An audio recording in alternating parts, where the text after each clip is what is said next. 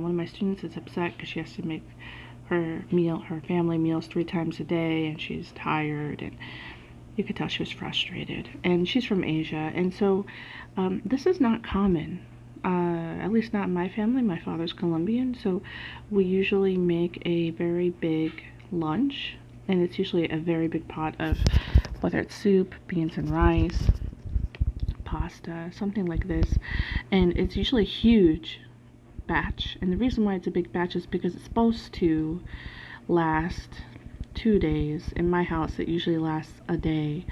But if you're good about it and you actually eat portions, like correct portions, not just big portions, you're supposed to have like a nice size portion at lunchtime, and then like a half portion at dinner, and then that's supposed to last another like day. So you kind of either pack it up to be kept in the refrigerator, depending on what type of food it is, for the day after next, or in the freezer. Some people know how to freeze their soup really well, you know, which you can Google how to do that.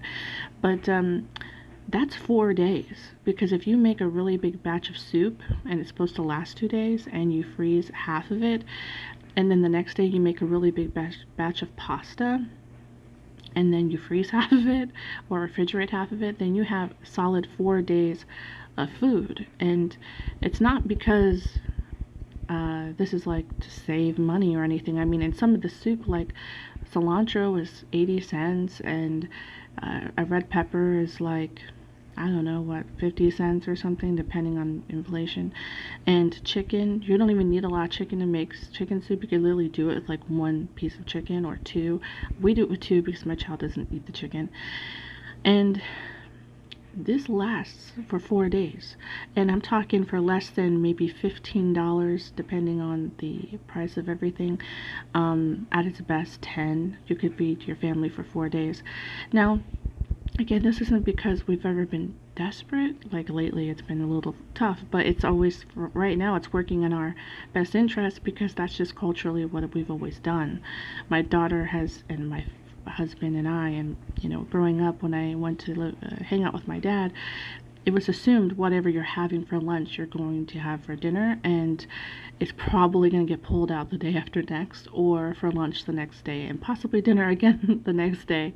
And we just kind of just assume that. And so it's really interesting because, you know, breakfast is usually the every man for himself, or I'll make a brunch that's kind of big, so that ends up being our big lunch.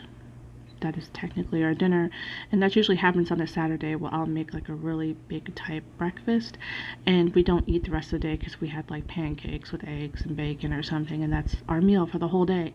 So I just find it interesting, because that would be very painful and very expensive to cook 3 meals every day. And so I told her this trick where you buy a bunch of bread on sale, like rolls, and you cut them in half, and you put them in a freezer bag, and you freeze them.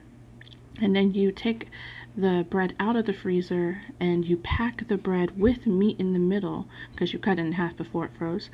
Pack it inside of a napkin, and you wouldn't believe it, but the bread is not soggy, and the meat is still cold at lunchtime, and the bread's not frozen at lunchtime. So your meat is really, really cold, and the mayo is cold. And she said that her son had issues where the tomato would make the sandwich go soggy, and I explained just make a salad on the side so that he could put the tomatoes inside in real time during his lunch hour.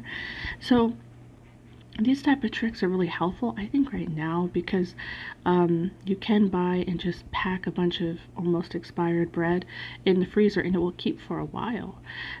Well, as long as it'll take most people to eat it.